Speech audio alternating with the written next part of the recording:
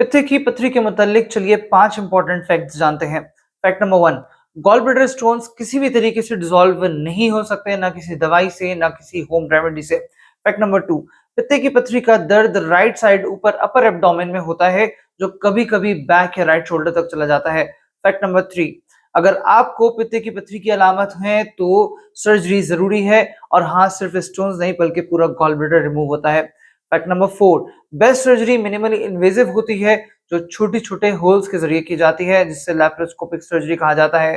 Fact number 5, gall bladder निकलने के बाद कोई साइड इफेक्ट्स नहीं होते, बॉडी नॉर्मल फंक्शन करती है, अपने आप को 3 से 6 माह में एडजस्ट कर लेती है।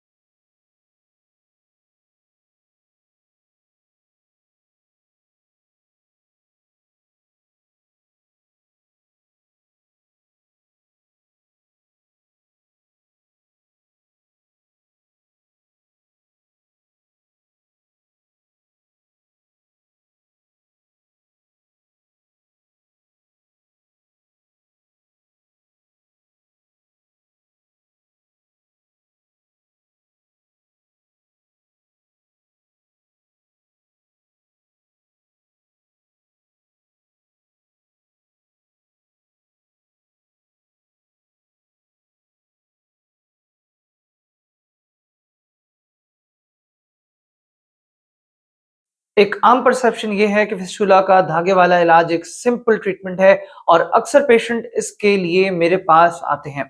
देखें, जो धागे वाला फिस्टुला का इलाज है, ये कॉम्प्लेक्स फिस्टुला या ऐसे फिस्टुला में किया जाता है कि जहाँ सर्जरी के बाद स्टूल का कंट्रोल लॉस होने के इम्कानात हो, या जब हम देखें कि फिस्टुला की सर्जरी नहीं की जा सकती या करने का नुकसान है, तब हम ये प्रोसीजर करते हैं। दूसरा, ये प्रोसीजर या ट्रीटमेंट दूसरे ट्रीटमेंट्स के मुकाबले में ज़्यादा पेनफुल है और लंबा चलने वाला इलाज है, जिसमें मरीज़ को हर हफ्ते 6 से 8 हफ्तों तक जो है वो ओपीडी में आके धागे को टाइट करवाना होता है, और अक्सर पेशेंट्स में धागे को निकालने के लिए सेकंड सर्जरी भी करनी पड़ती है।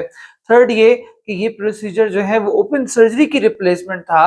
अब चूँकि मैं लेज़र से इलाज करता हूँ, इसलिए इस ट्रीटमेंट का अब कोई इम्पोर्टेंस नहीं है, और तमाम मरीज़ों के लिए फ़िलैक या फिस्टुला लेज़र ट्रीटमेंट जो है वो एक बेस्ट ऑप्शन है।